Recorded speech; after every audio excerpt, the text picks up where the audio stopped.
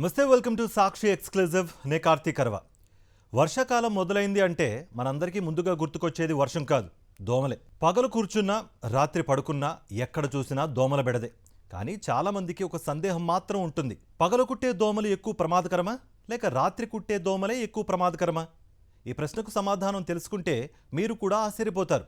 ఎందుకంటే వైద్యులు చెప్పేది ఒక్కటే: పగలు కుట్టే దోమలైనా, రాత్రి కుట్టే దోమలైనా రెండూ ప్రమాదకరమే. కానీ అవి వ్యాప్తి చేసే వ్యాధులు వేరు, వాటి అలవాట్లు వేరు, అందుకే తీసుకోవాల్సిన జాగ్రత్తలు కూడా వేరు. ఈరోజు పాడ్కాస్ట్లో ఏ దోమ ఏ సమయంలో కుడుతుంది, ఏ వ్యాధిని వ్యాప్తి చేస్తుంది, దేనికి ఎక్కువ ప్రమాదం ఉంది, ఎలా రక్షించుకోవాలి అనే అన్ని విషయాలని తెలుసుకుందాం. వర్షాకాలంలో దోమలు ఎందుకు ఎక్కువ అవుతాయి?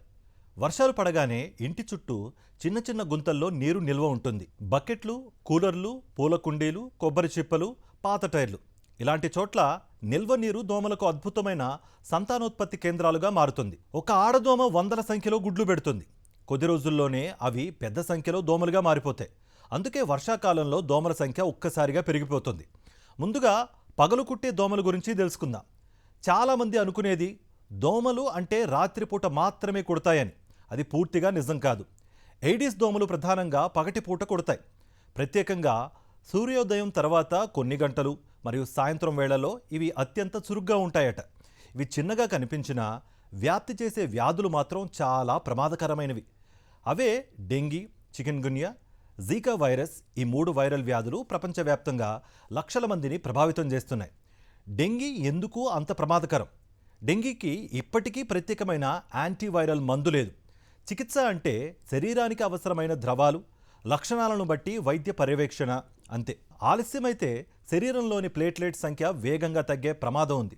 తీవ్రమైన రక్తస్రావం, షాక్, కొన్ని సందర్భాల్లో ప్రాణాపాయం కూడా సంభవించవచ్చు. అందుకే డెంగీని తేలిగ్గా తీసుకోకూడదని వైద్యులు హెచ్చరిస్తున్నారు. ఎయిడిస్ దోమల ప్రత్యేకత ఏంటి? ఇవి మురికి నీటిలో కాదు, శుభ్రమైన నిల్వ నీటిలోనే గుడ్లు పెడతాయి. అందుకే ఇంటి ఆవరణ శుభ్రంగా ఉన్న బకెట్లో కొద్దిగా నీరు, కూలర్లలో నిల్వ నీరు, పూల కుండీల్లో నీరు ఇవి ఉంటే చాలు వాటికి. దోమలు పెరిగేందుకు అది సరిపోతుంది. అందుకే ప్రతి వారం ఓసారి ఇంట్లో నిల్వ నీటిని పూర్తిగా తొలగించాలని ఆరోగ్య నిపుణులు సూచిస్తున్నారు. ఇప్పుడు రాత్రి కుట్టే దోమల గురించి తెలుసుకుందాం. రాత్రిపూట ప్రధానంగా 2 రకాల దోమలు ఎక్కువగా చురుగ్గా ఉంటాయి: యానోఫిలస్ మరియు క్యూలెక్స్. ఈ 2 దోమలు కూడా తీవ్రమైన వ్యాధులకు కారణమవుతాయి. యానోఫిలస్ దోమ, ఈ దోమ ద్వారా వ్యాపించే ప్రధాన వ్యాధి మలేరియా. మలేరియా పరాన్నజీవి వల్ల వస్తుంది. జ్వరం, చలి, వణుకు, చెమటలు, తీవ్రమైన బలహీనత ఇవి వీటి ప్రధాన లక్షణాలు. సకాలంలో చికిత్స తీసుకుంటే మలేరియాను పూర్తిగా నయం చేయొచ్చు. కానీ ఆలస్యమైతే కాలేయం, మెదడు, మూత్రపిండాలపై కూడా ప్రభావం చూపే ప్రమాదం కూడా ఉంది.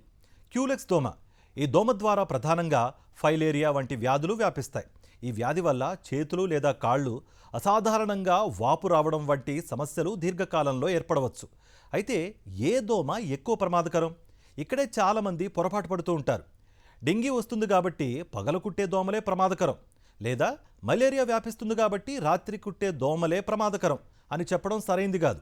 వైద్యుల అభిప్రాయం ప్రకారం 2 రకాల దోమలు ప్రమాదకరమే. తేడా ఒక్కటే: వ్యాప్తి చేసే వ్యాధులు వేరు. అందుకే పగలు కూడా రక్షణ, రాత్రి కూడా రక్షణ, రెండూ తప్పనిసరి. ఎలా జాగ్రత్త పడాలి?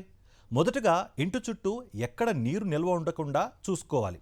వారానికి కనీసం ఒకసారి కూలర్లు, బకెట్లు, పూల కుండీలు, నీటి ట్యాంకులు అన్నింటినీ శుభ్రం చేసుకోవాలి. కిటికీలకు దోమల వలలు అమర్చండి. పగటిపూట కూడా పూర్తిగా శరీరాన్ని కప్పే దుస్తులు ధరించడం మంచిది. రాత్రిపూట దోమతెరలు, మస్కిటో రెపరెంట్లు, వేపరైజర్లు లేదా దోమల నివారణ క్రీములు ఉపయోగించండి. ఎవరికి ఎక్కువ ప్రమాదం? చిన్నపిల్లలు, వృద్ధులు, గర్భిణీలు మరియు రోగనిరోధక శక్తి తక్కువగా ఉన్నవారు ప్రత్యేక జాగ్రత్తలు తీసుకోవాలి. ఈ లక్షణాలు కనిపిస్తే నిర్లక్ష్యం చేయొద్దు. అకస్మాత్తుగా జ్వరం, తలనొప్పి, ఒళ్ళు నొప్పులు, కీళ్ల నొప్పులు, చర్మంపై దద్దురులు, వాంతులు, అలసట ఇలాంటి లక్షణాలు కనిపిస్తే వెంటనే వైద్యుడిని సంప్రదించండి. స్వయంగా మందులు కొనుగోలు చేసి వాడకుండా వైద్యుల సలహాల మేరకు అవసరమైన పరీక్షలు చేయించుకోవడం చాలా ముఖ్యం.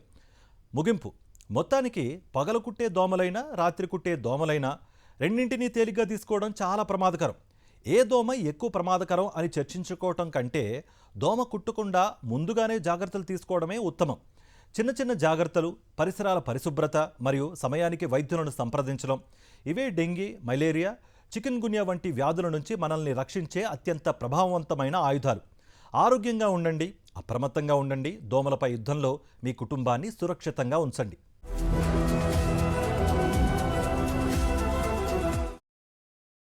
మరిన్ని అప్డేట్స్ కోసం ఛానల్ను సబ్స్క్రైబ్ చేయండి. నోటిఫికేషన్స్ కోసం బెల్ ఐకాన్ పై క్లిక్ చేయండి.